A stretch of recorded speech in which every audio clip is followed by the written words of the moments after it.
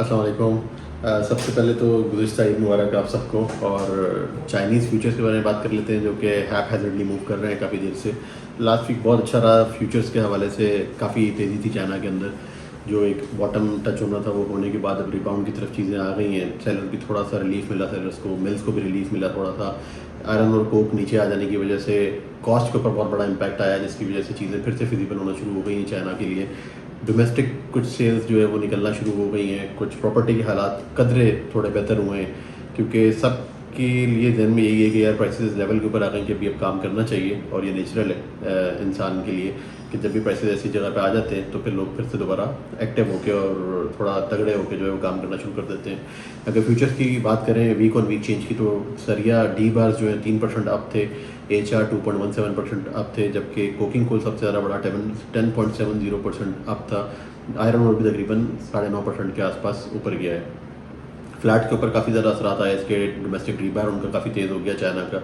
फिर उसके बाद HRC के प्राइसेस भी तकरीबन $10-12 के आसपास लास्ट वीक के अंदर बढ़े हैं। इस वक्त 540 के लगभग बेस जो ग्रेड्स हैं उनकी प्राइसेस सुनने में आ रही हैं। और अगर बात करें बाकी ओवरऑल के हालात बदले किस तरीके से हैं, तो उसके अंदर मेजर जो रीज़न नज़र आ रही है वो ये है कि जो फ्यूचर्स बेहतर हुए हैं उसके अंदर डी स्टॉकिंग हो रही है। जो स्टॉक्स पड़े हुए थे वो काफ़ी सारे निकले हैं। जैसे ही इनपुट कॉस्ट कम हुई है उसकी वजह से फिजिबिलिटी बनी है, जिसकी वजह से प्रोडक्शन थोड़ी सी इंप्रूव की है। मिल्स ने करने का सोचा है और प्लान किया और कुछ ने की भी है, क्योंकि वहाँ पे मार्जिन अब मेंटेन हो रहे हैं। तो ये सारी वजूहत हैं जिसकी वजह से आयरन और कोकिंग कोल काफ़ी ज़्यादा तेज़ी से बढ़ा है। आयरन और की अगर बात की जाए लास्ट वीक के अंदर, तो $111 पे फिर दोबारा से आ गया $100 से नीचे जाने के बाद। अब जो लास्ट वीक में चेंज आया वो $11.75 का आया वीक ऑन वीक।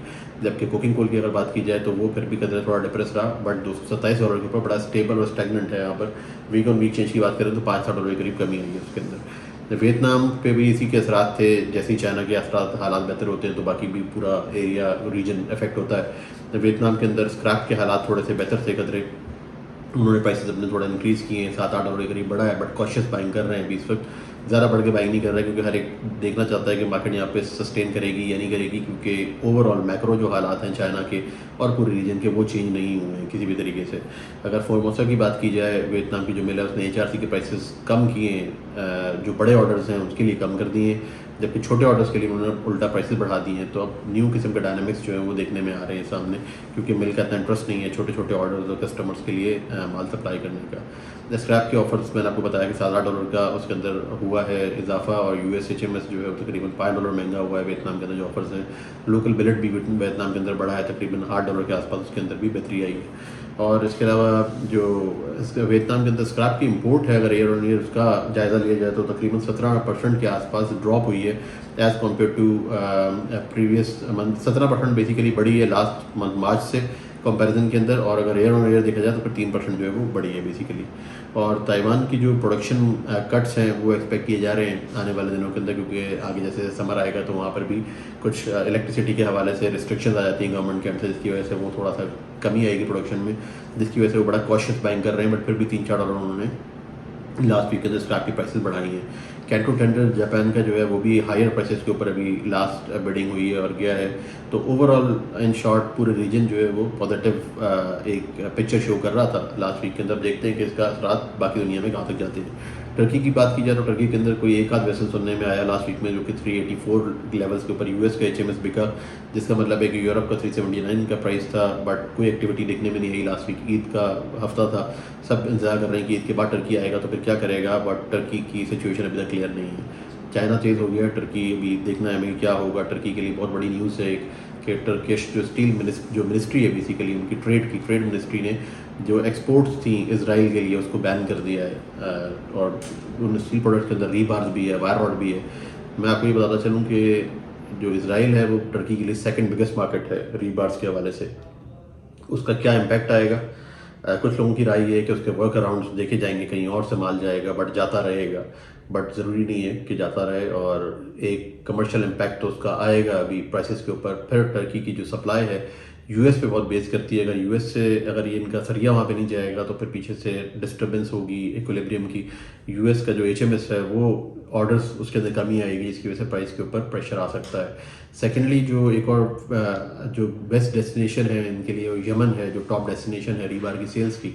यमन के अंदर भी जो हौती रिबल्स का इशू चल रहा है तो पूरा एरिया अफेक्टेड है। कहने का मतलब ये है कि यमन के अंदर भी उस तरीके से कंजम्पशन नहीं होगी और चीज़ें क्लियर नहीं हैं।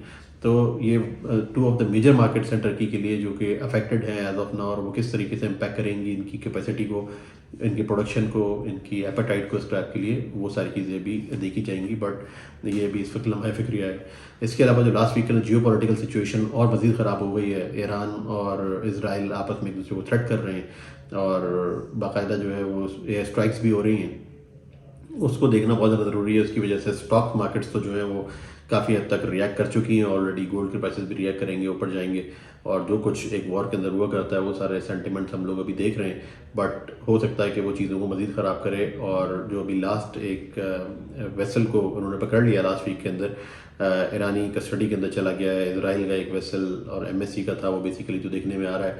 तो उसका क्या इम्पैक्ट आएगा और जो एक आपका रास्ता है वहाँ से गुजरने का जो शिप्स के लिए, उसके ऊपर क्या इम्पैक्ट आएगा, रूट्स पे क्या इम्पैक्ट आएगा, ये सारे ऐसे सवाल हैं जिसके जवाब अभी आने वाले दिनों में पता चलेंगे। और खुदा ना खास्ता अगर वो सीरियस है चीज़ और मामला रिजॉल्व नहीं होते तो हो सकता है कि दोबारा से शिपिंग लाइन्स फिर से एक दफ़ा हीटेड उसके अंदर हों और फिर से वो प्राइसेस को, फ्रेट्स को दोबारा से रिकन्सिडर करें, मूवमेंट को रिकन्सिडर करें।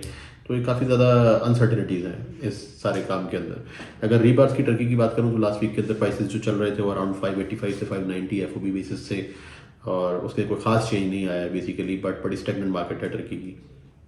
इसके अलावा बड़ी न्यूज़ जो सुनने में आ रही थी लास्ट वीक के अंदर वो ये थी कि सऊदीया ने जो नियोम प्रोजेक्ट है उनका जो न्यू इन्वेस्टमेंट्स हो रही हैं और जिसका बहुत ज़्यादा बोलबाला है और काफ़ी ज़्यादा हाइप है पूरी दुनिया के अंदर, वहाँ पर एक अपसेटिंग न्यूज़ ये थी कि जो उनका प्रोजेक्ट की एस्टिमेट्स थी, कॉस्ट थी और जो उसके पास स्पेंडिंग थी, उसको गवर्नमेंट ने अनाउंस किया कि हम कम कर रहे हैं। और 98% का रिडक्शन हुआ है। जो एक लेंथ उन्होंने डिसाइड की हुई थी उसके 98% उसको रिड्यूस कर दिया है, चंद किलोमीटर्स के ऊपर वो आ गया है वापस। और जहां उन्होंने 1.5 मिलियन लोगों को वहां पर रिहाइश देनी थी, उसकी जगह फ़िलहाल 3 लाख लोग ऐसा लगता है कि वो रिहाइश पसीर हो सकेंगे 2030 तक।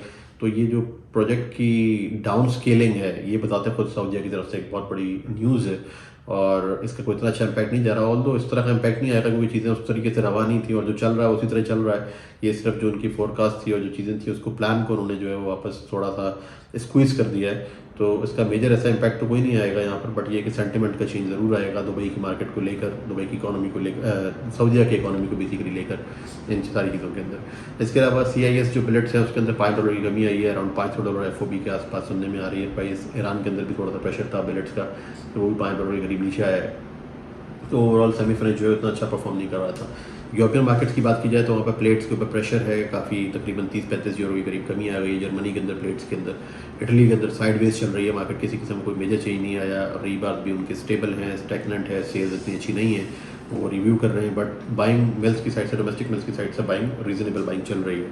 टर्की की क्योंकि कोई बाइंग नहीं थी उसकी वजह से प्राइसेस के ऊपर प्रेशर नज़र आ रहा है अभी डॉक साइड के ऊपर भी, और डोमेस्टिक मिल्स भी इसका फ़ायदा उठाने की कोशिश करेंगी जब तक नया टर्की की डील नहीं आ जाती, जब तक ये चीज़ें सारी अनडिसाइडेड रहेंगी इस वक्त। जो परचेज प्राइसेस हैं उसको आप फिलहाल अभी लास्ट वीक के अंदर कंसिडर करेंगे कि स्टेबल है। यूके के अंदर भी स्क्रैप की प्राइसेस के ऊपर प्रेशर नज़र आ रहा है उनको। एक तो यूके से एक्सपोर्ट जो है टर्की की तरफ इतना ज़्यादा कुछ सुनने में नहीं आया, एक रूमर सुनने में आई थी बट वो कंफर्म नहीं हुई। अब बाकी डिपेंडेंसी उनकी कंटेनर्स के ऊपर है। पाकिस्तान क्वाइट मार्केट रही है लास्ट वीक के अंदर, इंडिया भी काफ़ी क्वाइट है। प्राइसेस तो बढ़ा दी बट इंडिया ने कैचअप नहीं किया था बेसिकली, तो इसलिए भी फ़िलहाल तो उनका प्रेशर ही नज़र आ रहा है। सप्लाई अच्छी है बट डिमांड उस तरीके से नहीं है।